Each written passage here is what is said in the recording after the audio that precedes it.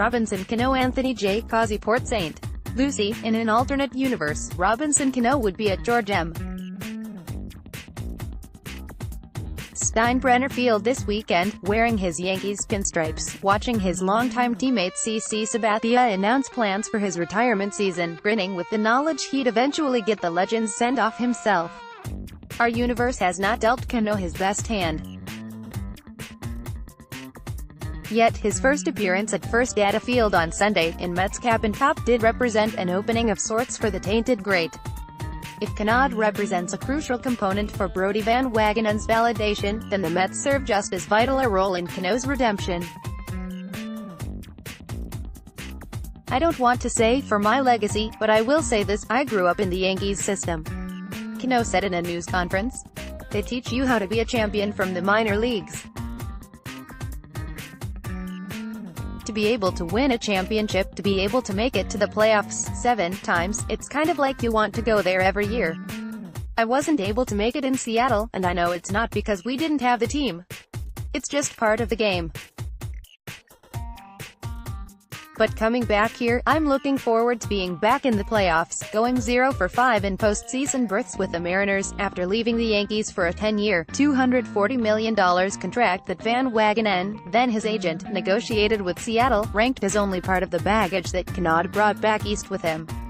No one will forget the 80-game suspension he served last year after testing positive for a substance banned per baseball's collectively bargained agreement on illegal performance-enhancing drugs. His chances for the Hall of Fame, for which he's a statistical slam dunk, might very well be dead now. Yet he can boost his legacy as well as his outside chance at baseball immortality by adding a meaningful Mets chapter. I have no regrets over signing with the Mariners, Cano said Sunday. And he made the correct call at the time. The Yankees, who never appeared particularly excited about retaining their homegrown all-star, presented their best offer at $175 million over 7 years, not even close to the M's package and too close to the $153 million over 7 years they wound up paying the human banana peel slip that as Jacoby Ellsbury. The Mariners' October free streak extended despite his strong contributions, not because of anything he did wrong. Edwin Diaz and Cano, Anthony J. Causi, and now Cano jumps from one franchise plagued by baseball operations mismanagement to another. His interests and the Mets' new general manager Van Wagenen strongly aligned.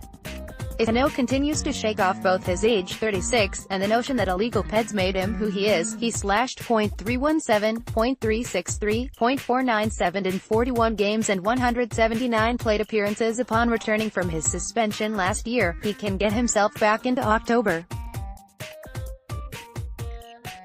And maybe Mets fans can make their Yankees counterparts look silly for their lack of Cano appreciation by focusing on the second baseman's on-field grace and clubhouse leadership, and appreciate that his unwillingness to run hard on automatic groundouts correlates directly to his remarkable durability. That's just who he is, Mickey Callaway said, when asked whether he expected Cano to be an important off-the-field presence. I don't even have to expect it. It's just going to happen. As for the Hall, that'll be a haul.